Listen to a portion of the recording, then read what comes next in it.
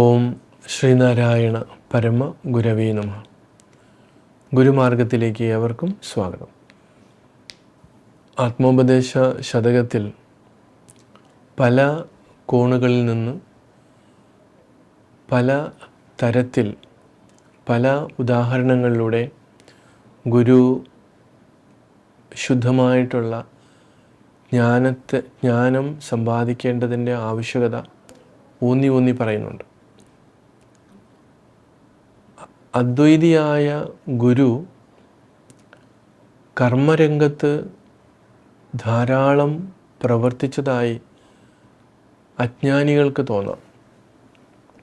അതായത് ഗുരുവിൻ്റെ ആത്യന്തികമായിട്ടുള്ള തലം ഉൾക്കൊള്ളാത്തവരാണ് അജ്ഞാനികൾ.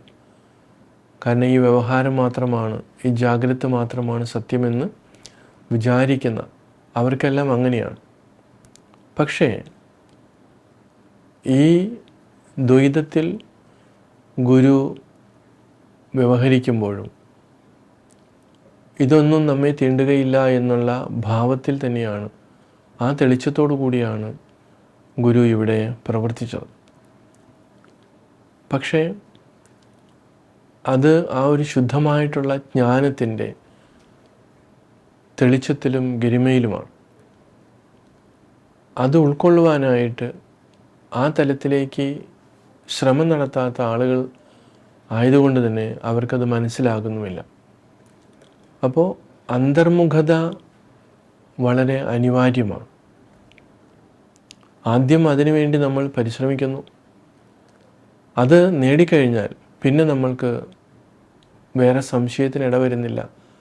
നമുക്കിവിടെ ലോകത്ത്, ഈ അന്ധകാരം ഉള്ള ഈ ലോകത്ത്, അറിവില്ലായ്മയുള്ള ഈ ലോകത്ത് നമ്മൾ അറിവിൻ്റെ വെളിച്ചത്തിൽ, അറിവിൻ്റെ തെളിച്ചത്തിൽ നമ്മൾ വ്യവഹരിക്കുമ്പോൾ നമ്മൾക്ക് ഈ മറ്റുള്ളവർ കാണുന്ന രീതിയിലുള്ള പ്രശ്നങ്ങൾ, നമുക്ക് ഭേദബുദ്ധി നമുക്ക് വരുന്നില്ല.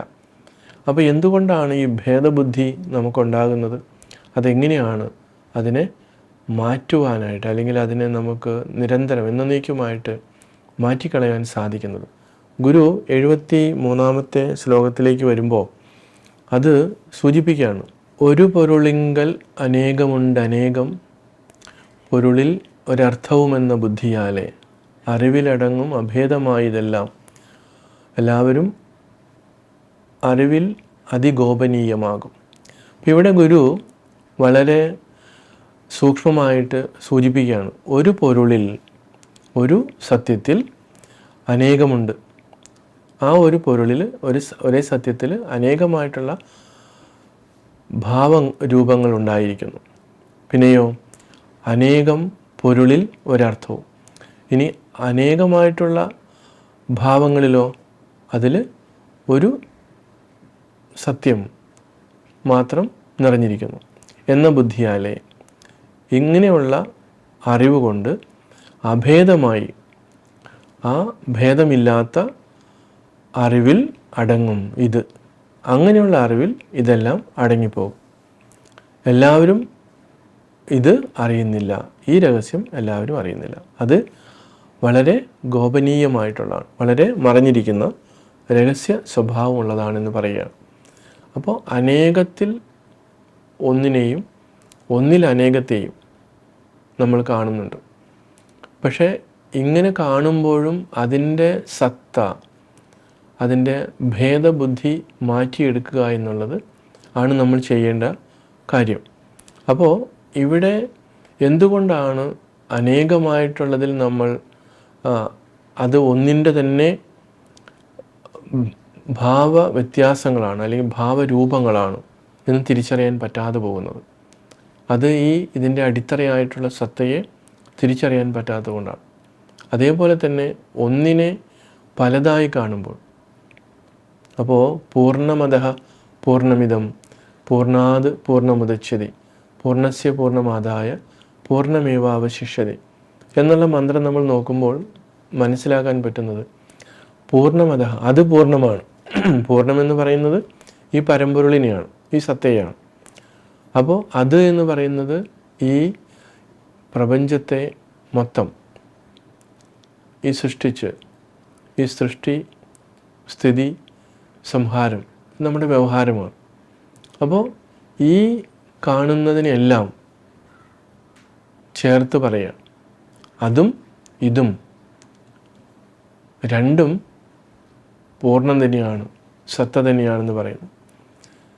അപ്പോൾ അങ്ങനെ ഒരു തലത്തിലേക്ക്, അങ്ങനെ ഒരു ഭാവത്തിലേക്ക് നമ്മൾ ഉണരണമെങ്കിൽ കൃത്യമായിട്ടുള്ള അതിഗോപനീയമായിട്ടുള്ള ആ സത്യത്തെ, കാരണം ഇതിലെല്ലാം ഒളിഞ്ഞിരിക്കുകയാണ്. നമ്മൾക്ക് സൂര്യപ്രകാശത്തെ നമുക്ക് നേരിട്ട് കാണാൻ പറ്റുന്നില്ല എന്ന പോലെ തന്നെയാണ്. പക്ഷേ ആ പ്രകാശത്തിൻ്റെ സാന്നിധ്യത്തിലാണ് മറ്റെല്ലാം നമ്മൾ കാണുന്നത്. പക്ഷെ നമ്മൾ പറയുന്നത് നമ്മൾ പ്രകാശത്തെ കാണുന്നു എന്നാണ്. നമ്മളാരും പ്രകാശത്തെ കാണുന്നില്ല. പ്രകാശത്തിൻ്റെ പ്രതിഫലനം അത് ചില വസ്തുക്കളിൽ തട്ടി വരുന്നത്. അപ്പോൾ അതുകൊണ്ട് തന്നെയാണ് നമുക്ക് വസ്തുക്കളെ കാണാൻ പറ്റുന്നത്. പക്ഷേ ഇങ്ങനെ ഒരു ഗോപനീയമായ ഒരു തലം ഉണ്ട്. നമ്മുടെ ദൈനംദിന അനുഭവങ്ങളെ നമ്മൾ അങ്ങനെ വിശകലനം ചെയ്ത് മനസ്സിലാക്കാത്തതുകൊണ്ടാണ് നമുക്കത് കാണാൻ സാധിക്കാത്തത്, മനസ്സിലാക്കാൻ സാധിക്കാത്തതെന്ന് ഗുരു പറയാണ്. അപ്പോൾ ആ അറിവോടുകൂടി പലതിനെയും അതുപോലെ ഒന്നിനെയും നമ്മൾ കാണുമ്പോൾ അതിന് അന്തർധാരയായിട്ട്, അതിൻ്റെ അന്തസത്തയായിട്ട് നിൽക്കുന്നത് ഒന്ന് തന്നെയാണ് എന്നുള്ള ബോധത്തിലേക്ക് നമ്മൾ ഉണരുക എന്നുള്ളതാണ്. തീർച്ചയായിട്ടും നമുക്ക് അതിന് സാധിക്കട്ടെ. എവർക്കും നമസ്കാരം.